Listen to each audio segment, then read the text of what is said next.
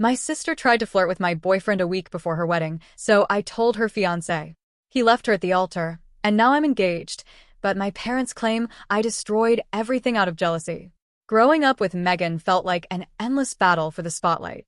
She was my stepsister, a package deal when my mom remarried, and from day one it was clear she wasn't interested in bonding.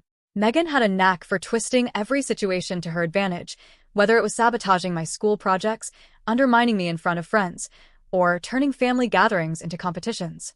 She always had to be the star, the favorite, the one everyone talked about. And for years, I played the reluctant supporting role. When she announced her engagement to Lucas, a sweet and down-to-earth guy she'd been dating for a couple of years, I thought, maybe she's changed. Megan gushed about Lucas constantly, showing off the massive diamond on her finger and describing every detail of their upcoming wedding. For once, it seemed like she had finally found something worth focusing on outside of herself. Lucas was charming, attentive, and head over heels for her. I remember thinking, if anyone could bring out Megan's better side, it's him. But deep down, I couldn't shake the feeling that this was just another performance, a new way to grab attention. I got my answer a week before her wedding, during what was supposed to be a quiet evening at my boyfriend Daniel's studio.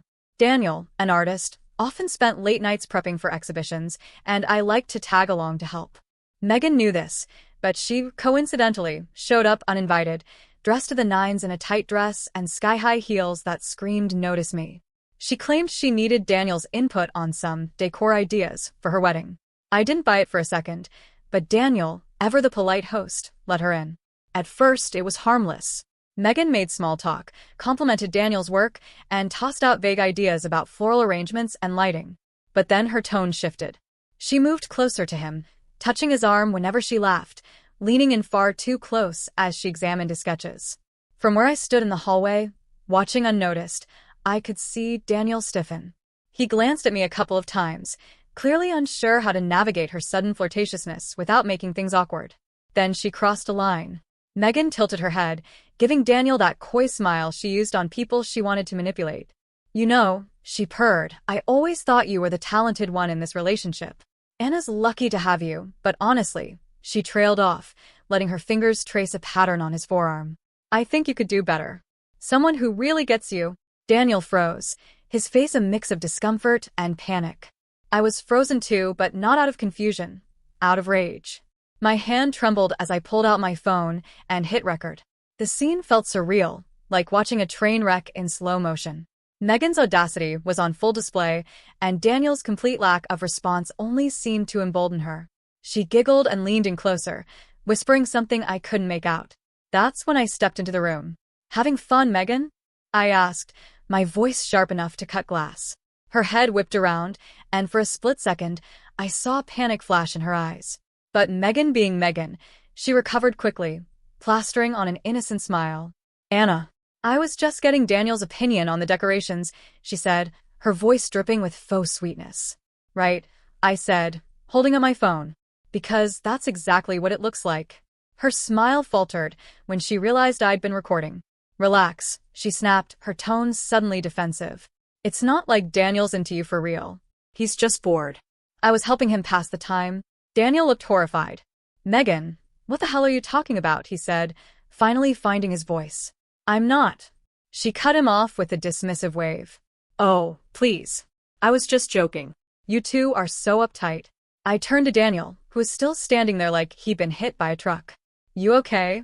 I asked, trying to keep my voice steady. I don't even know what just happened," he stammered, running a hand through his hair. Megan rolled her eyes. "Whatever. This is why I can't stand being around you, Anna. You always blow things out of proportion." She grabbed her purse and strutted toward the door, muttering something about how she didn't have time for drama queens. When she was gone, the weight of what had just happened hit me like a ton of bricks. This wasn't just about Megan crossing a line with Daniel. It was about years of her toxic behavior coming to a head. For the first time, I wasn't going to let her get away with it. "She's insane," Daniel said, breaking the silence. "What are you going to do?" I stared at my phone, still recording, and a cold determination settled over me. "I don't know yet," I said. "But she's not walking away from this one."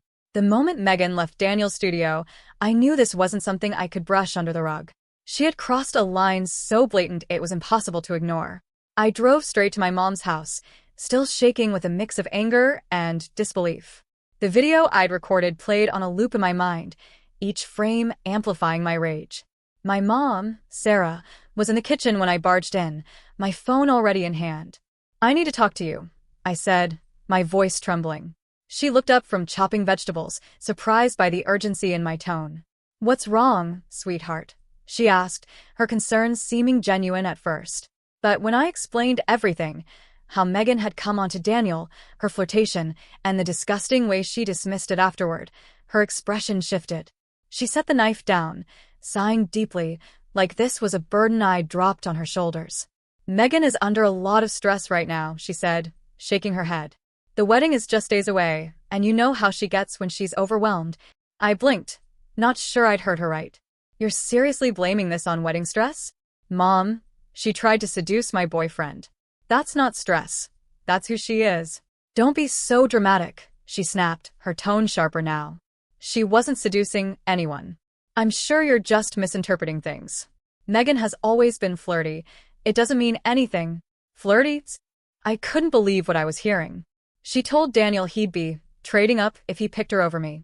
I have it all on video, Mom. Do you want to see it?" Her face tightened at the mention of the recording. "Anna, don't," she said quickly. "This isn't something you need to blow out of proportion. Do you really want to create a scandal right before her wedding? This day is important for all of us, for the family." I stared at her, dumbfounded. "The family? Mom, she's cheating on Lucas. She's been cheating for months. You've heard the rumors.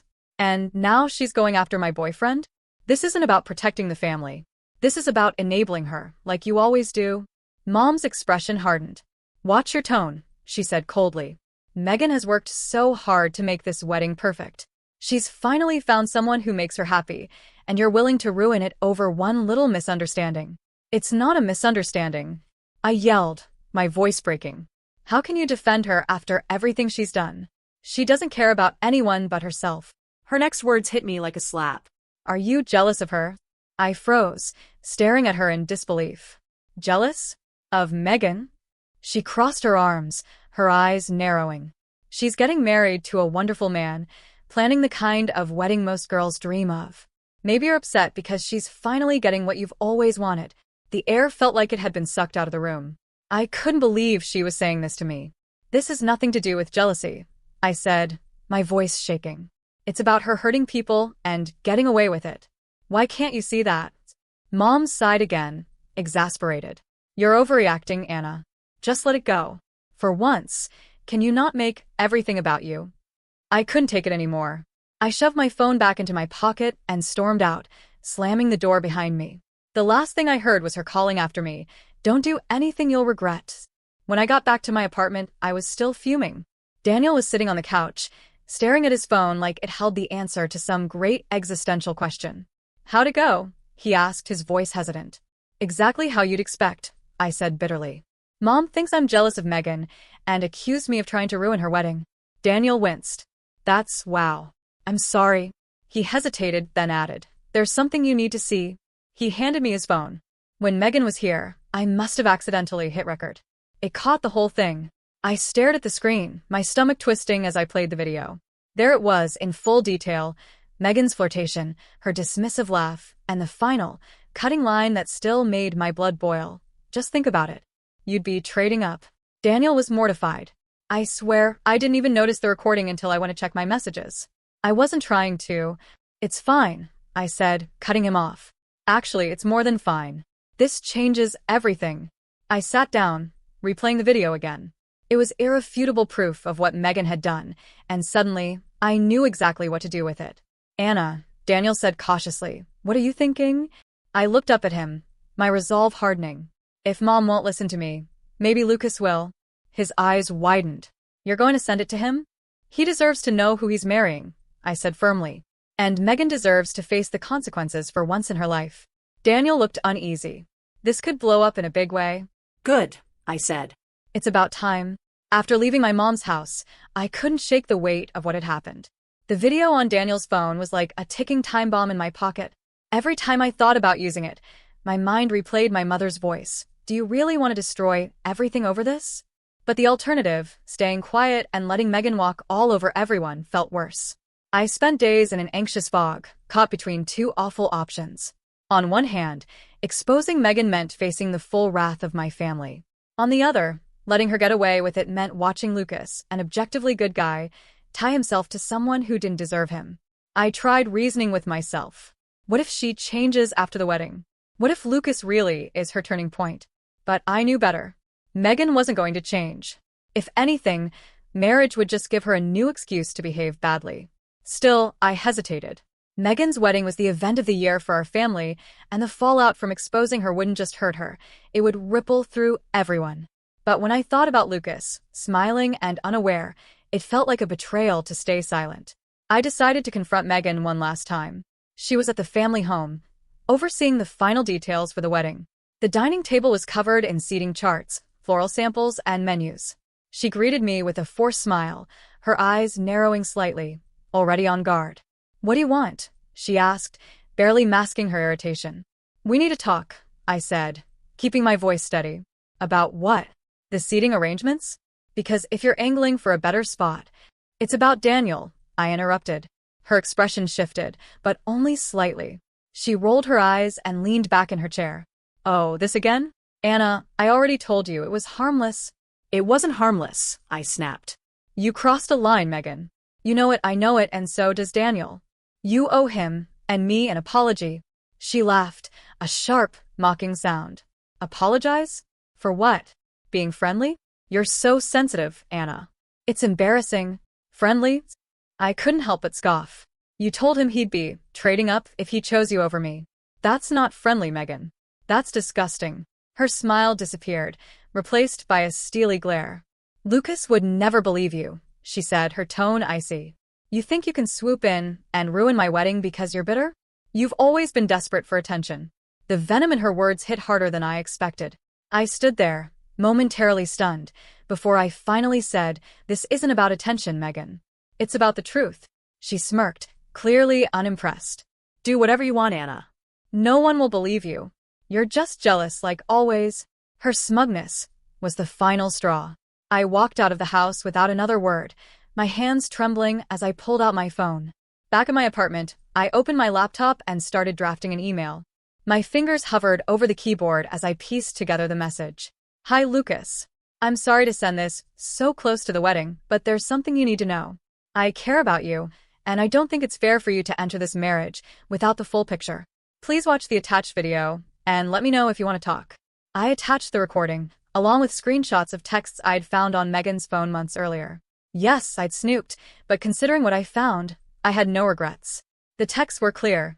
Flirty exchanges with other men, plans to meet up behind Lucas's back, and even one message where she joked about keeping her options open until the wedding. I stared at the email for what felt like an eternity. My finger hovered over the send button as doubt crept in. Was this really my place? What if Lucas dismissed it? What if this backfired and made everything worse? But then I remembered Megan's laugh, her smug confidence that no one would believe me. I hit send before I could second-guess myself again. The next day, my phone buzzed with a call from Lucas. My heart raced as I answered, unsure what to expect. "Anna," he said, his voice calm and measured. "I got your email." "And?" I asked, holding my breath. He was quiet for a moment, then said, "Thank you."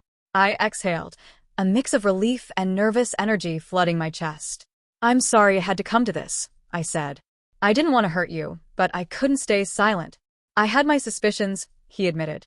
"She's been different lately." "Distant." I thought maybe it was just wedding stress, but this confirms everything. "I'm sorry," I said again, unsure what else to say. "Don't be," he replied. "You did the right thing." "I needed to know." He paused, then added, "I don't know what I'm going to do yet, but whatever happens, she deserves what's coming." When the call ended, I felt a strange mix of emotions, relief that Lucas believed me, guilt for the pain I'd caused, and a lingering sense of dread for the storm that was about to hit. I'd sent the warning shot, but the real explosion was still to come. The morning of Megan's wedding, I woke up feeling a strange mix of anxiety and anticipation. I wasn't invited, of course, but the fallout from my email to Lucas had left me on edge. I didn't know what he planned to do, only that he'd said, "She deserves what's coming." The wedding was at a high-end venue downtown, a sprawling estate with manicured gardens and an ornate ballroom. From the few photos I'd seen online, it was the kind of place people dreamed of getting married, a setting Megan had undoubtedly chosen for maximum social media impact. I couldn't stop picturing her walking down the aisle, smug and radiant, pretending like everything was perfect. But something told me Lucas wasn't going to let her get away with it. My friend Claire, who was attending the wedding as a +1, had agreed to keep me updated. She wasn't close to Megan, but knew enough about the family dynamics to sympathize with my side of the story. Around noon, she sent me a photo of the venue, complete with a caption, "This place is insane." Megan really pulled out all the stops. The ceremony began at 3 p.m. By 3:45, my phone was buzzing nonstop. Claire's first text was casual. "Everything's starting. Megan looks amazing, of course. Lucas looks tense." The next one was less casual. "Something's up. He's barely looking at her." Then, after a long pause, "Holy SHD. You won't believe this." I called her immediately. "What's happening?" I asked, my heart pounding. Claire's voice was a whisper, but I could hear the excitement. "Lucas just interrupted the ceremony. It's a complete disaster." "What do you mean, interrupted?" "I mean he stopped the officiant mid-vows. Everyone's staring at him. And now he's holding up papers." "Oh my God, Anna. I think it's your email." I felt like the air had been sucked out of the room. "He's reading it?" "Yes. Word for word," Claire said, barely able to contain herself. "The recording transcript, the texts, everything." "People are gasping, Anna. It's insane." "What's Megan doing?" "She's just standing there. She looks like she's about to faint." According to Claire, Lucas had waited until the most dramatic possible moment to make his move. When the officiant asked if anyone had objections, Lucas raised his hand. At first, people laughed nervously, assuming it was some kind of joke. But Lucas wasn't laughing. "I have something to say," he'd announced, his voice steady. He reached into his jacket and pulled out a folder, which he opened with the deliberate calm of someone who had been planning this for days. "Before I make a lifelong commitment, I think it's only fair that everyone here knows the truth about Megan." The room fell silent. Megan, who had been smiling confidently just moments before, froze. Lucas began reading from the transcript of the recording, his voice echoing through the grand hall. "You'd be trading up," she said to Daniel. Just think about it." He glanced up at the crowd. "That's what Megan said to Anna's boyfriend, less than a week ago." Gasps rippled through the audience. Megan tried to interject, but Lucas held up his hand to silence her. "No, Megan. You've done enough talking. Now it's my turn," he continued, reading through the flirty texts she had exchanged with other men. "Let's keep this between us," he quoted, his voice dripping with disdain. "Lucas doesn't need to know." People in the audience started murmuring, and Megan's face turned pale. Someone from the front row, probably her maid of honor, tried to step forward, but Lucas waved her off. When he was done reading, he folded the papers neatly and looked directly at Megan. "I thought I was marrying someone who loved and respected me. Instead, I've been lied to, manipulated, and humiliated. I can't marry someone who doesn't respect herself, let alone me." Then, with perfect poise, he handed the papers to the officiant and walked out. Claire described the aftermath as absolute chaos. Megan stood at the altar, stunned and speechless, while her parents scrambled to contain the situation. Guests whispered and gawked, some even pulling out their phones to record the spectacle. Megan tried to follow him, Claire said, her voice still buzzing with adrenaline. But by the time she got outside, he was already gone. Her dad was yelling at the wedding planner, and her mom was crying. It's like a soap opera in real life. I didn't know what to say. Part of me felt vindicated. Megan had finally faced the consequences of her actions, but another part of me couldn't ignore the sick feeling in my stomach. This wasn't just a private reckoning. It was a public spectacle, one that would haunt her for years. Hours later, Claire sent me one last text. "She knows it was you. Get ready for hell." And just like that, the gravity of what I'd done hit me. Megan's perfect facade was shattered, and I had been the one to pull the thread that unraveled everything. But as much as I dreaded the fallout, I couldn't shake the feeling that Lucas was right. She deserved what was coming. The morning after the wedding, my phone erupted with notifications. Calls, texts, voicemails, it was relentless. At first, I ignored them, assuming it was the predictable fallout from the previous day's disaster. But when my mom's number popped up for the third time in 10 minutes, I finally gave in and answered. "What the hell is wrong with you, Anna?" she yelled the moment I said hello. No preamble, no pleasantries. "Good morning to you, too," I said dryly, already bracing myself. Don't you dare act smart with me, she snapped. Do you have any idea what you've done? Megan's wedding, her entire future, is ruined because of you. Mom, her future isn't ruined because of me, I said, struggling to stay calm. It's ruined because she couldn't keep her lies straight. Maybe you should be talking to her instead of blaming me. She's your sister's. Mom cried, as though that single word excused everything Megan had done. You're supposed to protect her, not tear her down. I'm supposed to protect her from the consequences of her own actions? That's not how this works, Mom. She didn't respond immediately, but I could hear her seething on the other end of the line. Finally, she hissed, you've always been jealous of her. This is just your way of getting even. And there it was again, jealousy. The convenient excuse everyone kept clinging to, as though my entire existence revolved around wanting what Megan had. Believe whatever you want, I said, cutting her off. But Lucas deserved to know the truth, and Megan deserved to face it. If you can't see that, I don't know what else to say. You've ruined this family, Anna, she said, her voice breaking. I hope you're happy. Then she hung up. That call set the tone for the days that followed.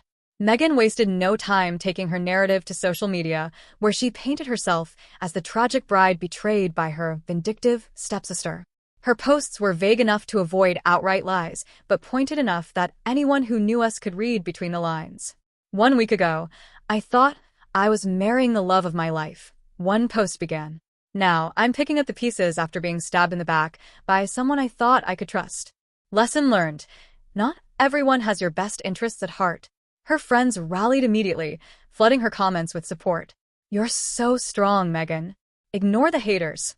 You deserve better. Who would do something so cruel? Some of them took things a step further, sliding into my DMs to let me know exactly what they thought of me. You're disgusting. Jealousy looks so ugly on you. No wonder Megan's always hated you. At first, I tried defending myself, but it was like shouting into a hurricane. Megan's version of events was the only one anyone wanted to hear. Eventually, I gave up and blocked her flying monkeys. Lucas, meanwhile, disappeared from the public eye entirely. He deleted all of his social media accounts, leaving behind only a single text. You saved me. Thank you. I stared at those words for a long time, unsure how to feel. Relief, maybe? Validation? He'd seen through Megan's lies and had the courage to walk away, and I'd helped him do that. But at the same time, his gratitude didn't erase the storm I was now weathering. I tried calling my dad, hoping for some semblance of support, but even he wasn't on my side. I just wish you'd handled this privately, he said, sounding tired. Did it really have to come out in front of everyone? Dad. She was going to marry him, I exclaimed. He deserved to know the truth before making that commitment. What was I supposed to do? Wait until they were already married, and then drop the bomb. I'm not saying you were wrong to tell him, he said carefully. But airing it out like that? It hurt everyone, Anna. Not just Megan. It's always about everyone else, isn't it? I snapped. Never about the fact that Megan's actions have real consequences. She humiliated herself, Dad. I just made sure Lucas knew what he was getting into. He sighed. I just think there was a better way. Well, maybe next time she destroys someone's life, you can figure it out, I said bitterly before hanging up. By the end of the week, I felt completely isolated. My parents weren't speaking to me except to scold. Megan's friends were on a warpath. Even Daniel, who had been incredibly supportive through everything, was starting to show signs of exhaustion. This is insane, he said one night, scrolling through the latest batch of hateful messages I'd received. You're being crucified for telling the truth. It's like no one cares what Megan actually did. They don't, I said, slumping onto the couch beside him. They care about the show. Megan's playing the victim, and everyone's eating it up. He put an arm around me. For what it's worth, I think you did the right thing. I wanted to believe him. But as the days stretched on, the weight of the backlash made me question everything. Had I done the right thing? Or had I just made everything worse? If there was one thing I should have expected from Megan, it was that she wouldn't go quietly. I had humiliated her in the most public way imaginable, and Megan didn't know how to lose without taking everyone else down with her. But even I wasn't prepared for just how far she'd go to exact her revenge. It started a week after the wedding, when she stormed into my workplace like a tornado in heels. I work at a small design firm, and it was one of those rare mornings where the office was quiet, everyone focused on their tasks. That peace shattered when Megan came barging through the front doors, her face twisted with rage. Anna, she screeched, her voice cutting through the silence. Heads popped up from cubicles like meerkats, everyone staring as Megan stomped toward my desk. I stood, mortified but trying to keep my composure. "Megan, what are you doing here?" "What am I doing here?" she spat, her voice shaking with fury. "You ruined my life, you vindictive bitch." My coworkers were wide-eyed, some openly gawking while others pretended to be busy. I could feel the heat rising to my face, but I forced myself to stay calm. "You need to leave," I said evenly. "I'm not going anywhere until everyone here knows what kind of person you really are," she shouted. "You've always been jealous of me, Anna. Admit it. That's why you sabotaged my wedding, because you couldn't stand to see me happy. Are you kidding me right now?" I snapped, my patience wearing thin. "You sabotaged your own wedding, Megan. I just made sure Lucas knew the truth." Her eyes narrowed, and she stepped closer, her voice dropping to a venomous hiss. "You're going to regret this." Before I could respond, our office manager, Carol, appeared with security in tow. "Miss, you need to leave," Carol said firmly. Megan looked like she wanted to argue, but when the security guard stepped forward, she threw me one last glare and stormed out, slamming the door behind her. The entire office was dead silent for a moment before someone let out a low whistle. "Who's that?" a coworker whispered. "My stepsister," I muttered, sinking back into my chair. That was just the beginning. The next day, Megan launched a full-blown smear campaign against me. She started by calling mutual friends, spinning a story about how I'd been secretly jealous of her for years and had orchestrated the wedding disaster as part of some twisted vendetta. Then she dropped the bombshell. I'd been having an affair with Lucas. At first, I laughed it off. The idea was so absurd I didn't think anyone could possibly believe it. But Megan was nothing if not convincing. She told people I'd been obsessed with Lucas, that I'd manipulated him into leaving her so I could have him for myself. She even claimed that the video I'd sent was staged, that I'd coached Daniel to play along to make her look bad. The worst part? Some people believed her. Friends I'd known for years started distancing themselves, avoiding my calls, and ignoring my messages. At one point, I overheard two coworkers whispering about the rumors, their hushed voices carrying just enough for me to catch my name. Even Daniel wasn't immune. His friends started giving him strange looks, their easy camaraderie replaced by a subtle wariness. One night, after a particularly awkward dinner with his friends, he admitted they'd been asking questions. "They want to know if there's any truth to what Megan's saying," he said, running a hand through his hair. "What did you tell them?" I asked, my stomach twisting. "The truth," he said firmly. "That she's full of crap and that the only thing I'm guilty of is trying to keep her away from me." His unwavering support was the only thing keeping me grounded, but even that wasn't enough to stave off the exhaustion. The constant whispers, the dirty looks, the passive-aggressive social media posts. I felt like I was fighting a battle on all fronts. "You don't deserve this," Daniel said one night, pulling me close as I broke down in tears. "It doesn't matter," I said, my voice cracking. "People believe her. She's louder than me, and people want to believe the worst. The people who matter will see through her lies," he said, brushing my hair back from my face. "And the ones who don't? They're not worth your time." I wanted to believe him, but the damage was already done. Megan had successfully poisoned the well, and I was left drowning in the aftermath. The worst blow came when a close friend, Emily, called to confront me. "Anna," she said, her voice sharp, "why didn't you tell me about you and Lucas?" I felt like I'd been punched in the gut. "Because there is no me and Lucas," I said. "That's just another one of Megan's lies." "Then why is she telling everyone you've been obsessed with him?" Emily pressed. "Because she's trying to ruin me," I snapped. "You've known me for years, Emily. Do you really think I'd do something like that?" There was a long pause before she finally said, "I don't know what to believe anymore." That was the moment I realized just how deep Megan's claws had sunk. She wasn't just trying to destroy my reputation, she was trying to isolate me, to strip away every support system I had. And it was working. In the months following the wedding debacle, life felt like one long uphill climb. The chaos Megan had unleashed seemed endless.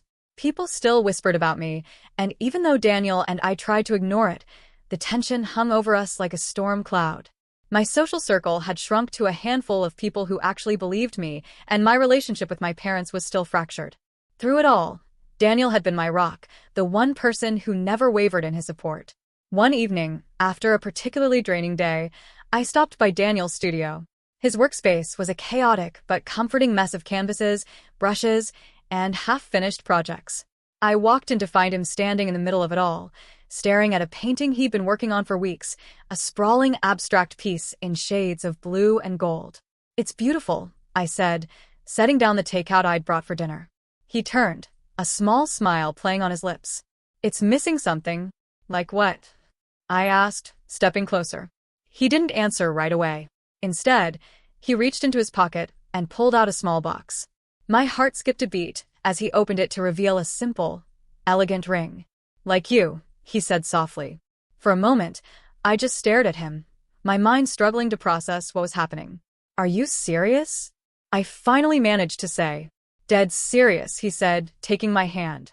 "This year has been insane, and I don't know how we've survived it. But if there's one thing I'm sure of, it's you. I want to spend the rest of my life with you, Anna." It wasn't the grand, elaborate proposal I'd imagined growing up. We were standing in the middle of a cluttered studio, with paint stains on our clothes and takeout containers on the counter. But in that moment, it felt perfect.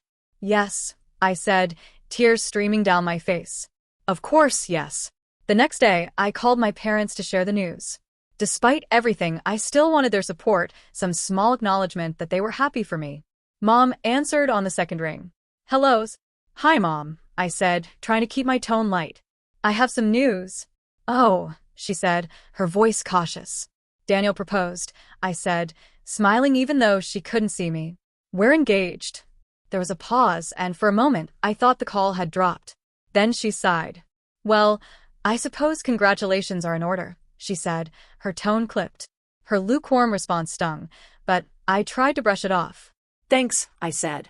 "We haven't set a date yet, but—" "Don't expect us to pay for a wedding after what you pulled," she interrupted, her voice sharp. I felt like I'd been slapped. "Seriously? Mom, that was months ago. And Megan brought it on herself." "This isn't about Megan," she snapped. "It's about the way you handled it. You humiliated her, Anna. You humiliated all of us." I took a deep breath, trying to keep my temper in check. "Mom, I did what I thought was right. Lucas deserved to know the truth. And look where it got you," she said coldly. "A fractured family, and half your friends gone. Was it worth it?" I didn't respond. There was no point. Megan, of course, had to chime in. She showed up at my parents' house during a family dinner a few days later, smirking as she sauntered into the living room. "I heard the big news," she said, her voice dripping with faux cheerfulness. "Congratulations, sis."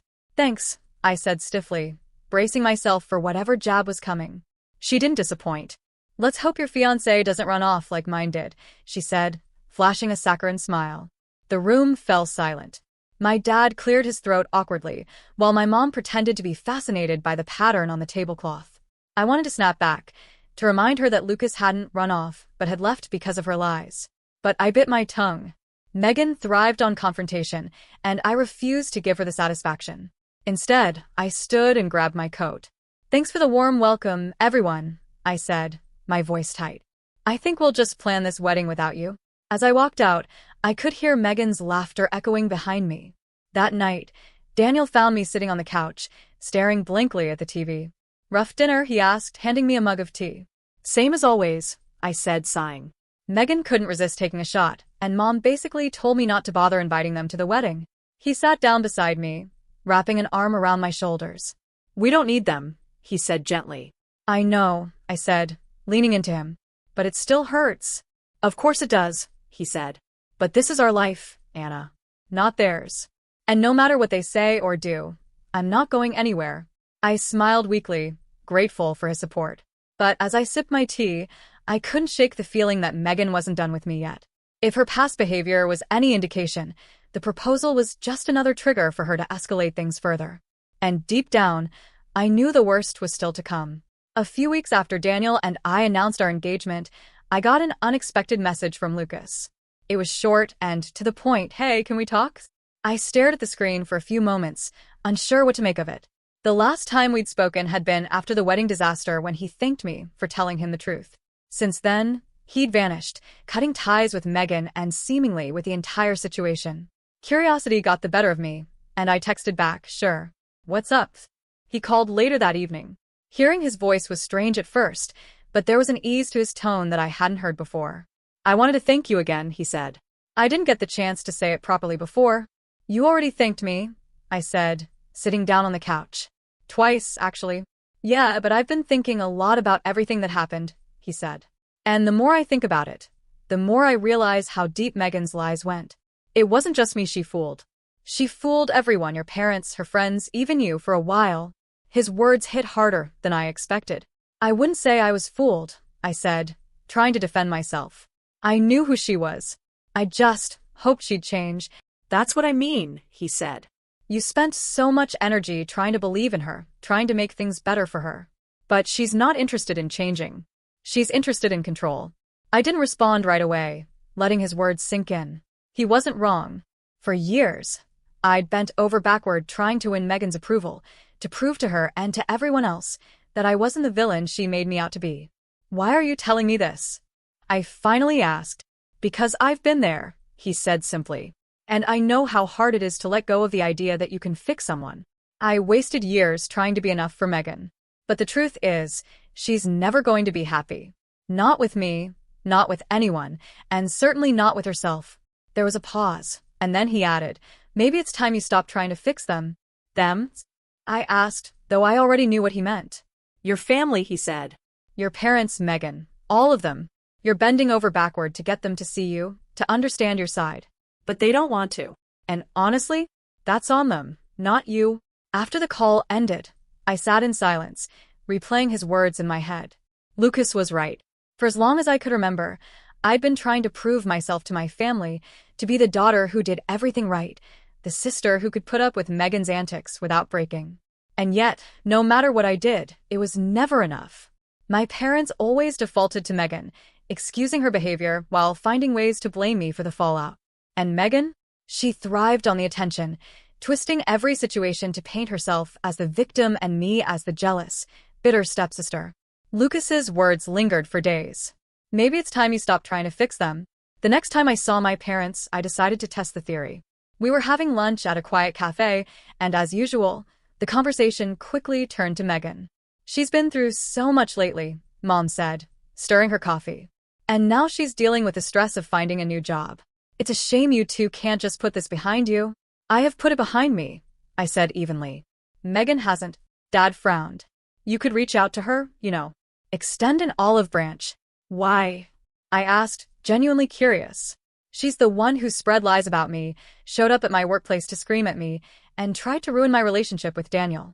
Why is it my job to make peace? Mom sighed, as if I were being difficult on purpose. Because you're sisters, Anna. Family sticks together. Does it? I asked, my voice rising slightly. Because it feels like I'm the only one expected to do the sticking. Megan gets away with everything, and I'm supposed to be the bigger person. When does she take responsibility? The table fell silent. My parents exchanged a glance, but neither of them had an answer. That night, I called Lucas. You were right, I said as soon as he answered. About what? He asked, sounding genuinely surprised. About my family. About Megan. About all of it. I've been trying so hard to make them see me, to get them to understand my side. But they don't want to. They never have. Lucas was quiet for a moment. Then he said, so what are you going to do? I didn't have an answer. For the first time in my life, I realized I wasn't sure how to let go. I don't know, I admitted. But I think it's time I figure it out. Good, he said simply. You deserve better than them, Anna. Don't forget that. As I hung up, I felt a strange sense of relief, like a weight I'd been carrying for years was finally starting to lift. For the first time, I began to imagine a life where I wasn't constantly trying to fix my family, where I wasn't fighting for their approval or bending to their expectations. It was terrifying, but it was also freeing. And maybe, just maybe, it was the first step towards something better. Wedding planning was supposed to be a joyful experience, but for me, it felt like navigating a minefield. The tension with my family hung over every decision, from choosing the venue to finalizing the guest list. Daniel and I wanted a small, intimate ceremony, something that reflected us as a couple rather than the grand spectacle Megan had attempted. But even with a smaller event, the question of inviting my family loomed large. The breaking point came during a lunch with my parents. I'd invited them to discuss the wedding, naively hoping that we could find some common ground. Instead, the conversation turned into yet another lecture about Megan. So, have you talked to your sister yet? Mom asked, her tone heavy with expectation. No, I said, cutting into my salad. And I don't plan to. Mom sighed dramatically, setting down her fork. Anna, this has gone on long enough. You two need to make up before the wedding. There's nothing to make up, I said, trying to keep my voice calm. She's the one who spread lies about me. She's the one who refuses to take responsibility. If anyone owes an apology, it's her. Dad cleared his throat, his usual signal that he was about to weigh in. Look, I'm not saying Megan handled things well, he began, choosing his words carefully. But you didn't exactly handle it gracefully either. The way you exposed her at the wedding, it was harsh, Anna. You could have done it privately. For the last time, I said, my voice rising, I wasn't the one who exposed her. Lucas did. I just told him the truth. Why is that so hard for you to understand? Because we're a family, Dad said, leaning forward. Families don't air their dirty laundry in public. They deal with things quietly, behind closed doors. Maybe if we'd done that sooner, Megan wouldn't have gotten away with half the things she's done, I shot back. But no one ever holds her accountable. You just sweep everything under the rug and expect me to play along. Mom bristled. That's not fair, Anna. Isn't it? I challenged. You've spent my entire life making excuses for Megan. And now you're asking me to apologize for what? Telling the truth. Neither of them responded. Instead, they exchanged one of those looks that parents give each other when they think their child is being unreasonable. Finally, Dad sighed. We're not asking you to admit fault, Anna. We're asking you to keep the peace. If you want us at your wedding, you'll need to apologize to Megan. Otherwise, we can't support this. I sat there in stunned silence, the weight of their ultimatum sinking in. For years, I'd bent over backward trying to earn their support, to prove that I was just as worthy of their love and attention as Megan. But in that moment, I realized it didn't matter what I did. They would always side with her, no matter how wrong she was. You don't support this anyway, I said quietly. What's that supposed to mean? Mom asked, her voice sharp. It means you've made it clear where your loyalty lies, I said, standing up. You've always chosen Megan. And I'm done competing for a place in this family. Anna, don't be ridiculous, Dad said, his tone placating. I'm not being ridiculous, I said firmly. I'm finally seeing things clearly. You're more worried about Megan's feelings than about the truth. And if that's what being part of this family means, maybe I don't need it. When I told Daniel about the conversation later that night, he wasn't surprised. They're never going to change, he said, pulling me close. You know that, right? I know, I said, though the admission felt like a knot in my chest. So, what do you want to do? He asked gently. I hesitated. Part of me still wanted them at the wedding, to have some semblance of normalcy on what should have been the happiest day of my life. But another part of me knew that inviting them, on their terms, would only give them more power to control the narrative. I think we need to move forward without them, I said finally. If they want to be part of my life, they'll have to meet me halfway. But I'm done bending over backward for people who refuse to see me. Daniel nodded, his expression one of quiet support. Then that's what we'll do. The next few weeks were a blur of wedding planning. I sent out invitations, finalized the guest list, and made arrangements for the ceremony. All without my parents' involvement. True to their word, they didn't offer support, financial or otherwise. Megan, of course, had something to say about it. You're really going through with this without Mom and Dad? She texted me one evening. Do you even care how selfish that looks? I didn't respond. I didn't have the energy to engage with her anymore. As the wedding day approached, I felt a strange mix of sadness and relief. Sadness for the family I'd lost, relief for the boundaries I'd finally set. Were we a family? I wasn't sure anymore. But for the first time, I was starting to see that maybe Daniel and I could build one of our own, one that didn't rely on guilt or manipulation to hold it together. As the wedding day drew closer, the weight of everything I'd been carrying pressed down harder. Each day felt like a countdown to some inevitable reckoning, not just with Megan or my parents, but with myself.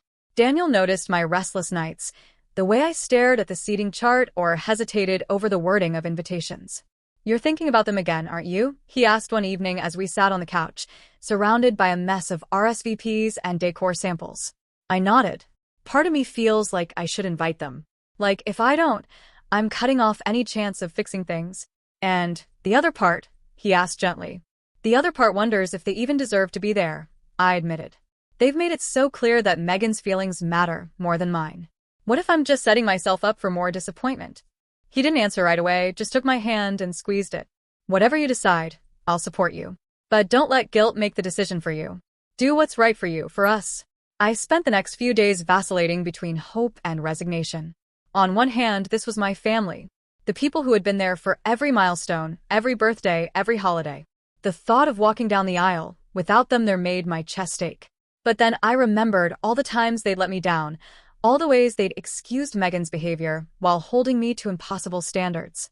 Was it worth inviting them, knowing they'd bring the same toxic dynamics to a day that was supposed to be about joy and love?